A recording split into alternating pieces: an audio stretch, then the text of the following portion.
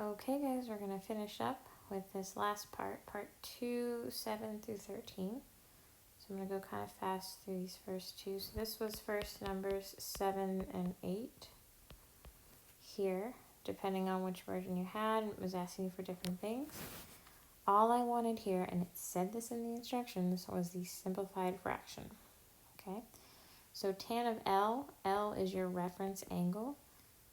So then you had to determine that this was opposite.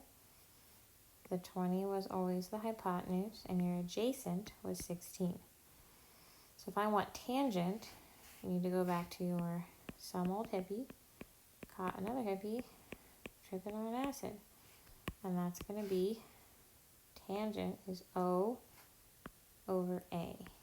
So then you do 12 over 16, but it specifically said simplified. Okay, so then you think, okay, how many times does 4 go into each of those? And that would be 3/4. Okay, so it depends on your reference angle. Cosine of n, okay, now I'm going to erase, I'm going to get rid of that and that. Cosine of n is here's my reference angle. So that means opposite to n is now, whoa, too much. Sorry. Opposite to n is now 16. Okay. And the adjacent is 12. So that means for cosine, which is caught another hippie, you're going to be doing adjacent, which is 12, over the hypotenuse, which is 20. And simplify, so that's 3 over 5. All right. You might have had a different one. Maybe you had sine, which is opposite over hypotenuse, and maybe you had a different angle of reference. But that's how you do those ones. Okay. All right. Let's go to the back page. So this is going to be 9. It's like 9 through 11, I think. And then I'll do the word problems. Okay. Let me just pick one. Which one? Okay, this one looks good. Okay.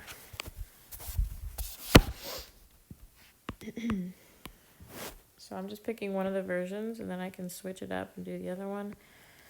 But for now, I'll just do this one here, which is 42 up here at the top, 18 right here, and x is right here. Okay, so let's remember our steps. Step 1, label the triangle. It's going to be our reference angle.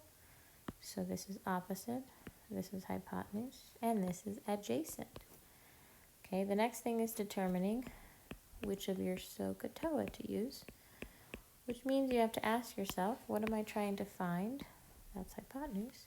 What am I given? That's 18. So that is going to be adjacent and hypotenuse, which is cosine. All right, and the last step is to set up the equation and solve.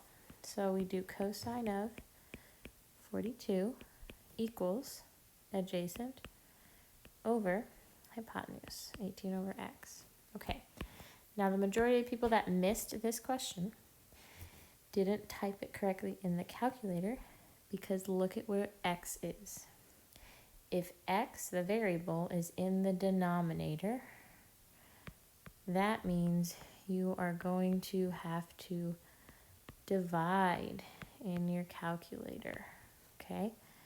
So here's what I want you to do. When you see x in the bottom, you're going to type 18 divided by, not multiplied by, but divided by cosine of 42. As always, make sure your calculator is in degree mode, and you type that in, and you're going to get, looks like 24.2 approximately. Okay? I'm going to skip down to this one, which was number 11 on one of these versions. Okay, where this is x and 12.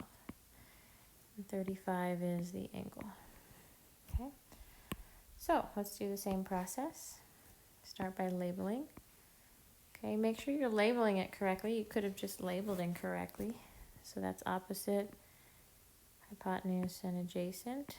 So that means I'm solving for opposite and given hypotenuse. So that's going to be sine.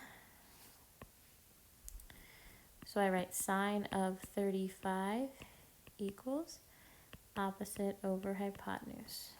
Okay, guys, so look carefully. Where's my variable? Is it in the top or the bottom? That's the top, not the denominator. So that means all I need to do is multiply by 12. So on your calculator, you're going to type 12 times sine of 35. And that's going to give you approximately 6.9. Okay? All right. Next, I'm going to go back up one to this type of problem where you are solving for theta. These ones, I love these ones because they're so simple.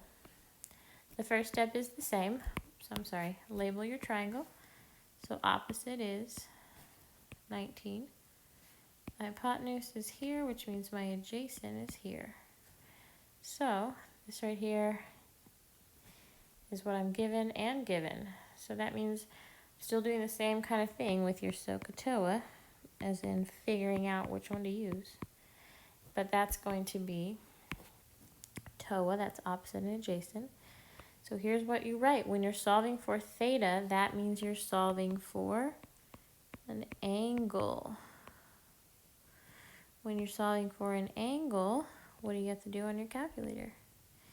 You have to type the inverse tan, which is second. And then you type tan. It's going to look like tan to the -1. In parentheses, you put the opposite over the adjacent. And that gives you approximately 62 degrees. And that's your answer. See, those ones don't even require any solving. You just have to type in your calculator is all. Okay.